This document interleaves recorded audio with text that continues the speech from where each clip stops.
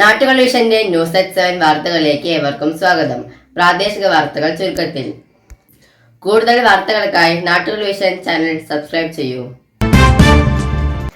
പാലക്കാട് മുണ്ടൂരിൽ കാട്ടാനയുടെ ആക്രമണത്തിൽ യുവാവ് മരിച്ചു.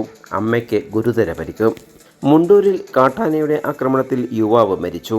കയറങ്കോട് സ്വദേശി അലൻ ആണ് മരിച്ചത്. കണ്ണാടൻ ചോലയ്ക്ക് സമീപത്ത് വെച്ച് വീട്ടിലേക്ക് പോകുന്നിടയിൽ ആയിരുന്നു ആനയുടെ ആക്രമണം. അലൻ്റെ നെഞ്ചിലാണ് കുത്തേറ്റത്. അലൻ്റെ അമ്മ വിജിക്കും പരിക്കേറ്റു. കാട്ടാന പിന്നിലൂടെ എത്തി ആക്രമിക്കുകയായിരുന്നെന്ന് ആഴത്തിലുള്ള മുറിവായിരുന്നു. സംഭവ സ്ഥലത്ത് വെച്ച് തന്നെ അലൻ മരിച്ചു. മാതാവ് വിജിക്ക് ഗുരുതരമായി പരിക്കേറ്റിട്ടുണ്ട്. വിജിയെ പാലക്കാട് ജില്ലാ ആശുപത്രിയിലേക്ക് മാറ്റി. ഒറ്റയാനാണ് അലനെയും മാതാവിനെയും ആക്രമിച്ചതെന്നാണ് വിവരം.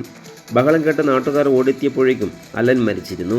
സ്ഥിരം കാട്ടാനകൾ ഇറങ്ങാനുള്ള മേഖലയാണിത്. അലൻ്റെ മൃതദേഹം പാലക്കാട് ജില്ലാ മോർച്ചറിയിലേക്ക് മാറ്റി.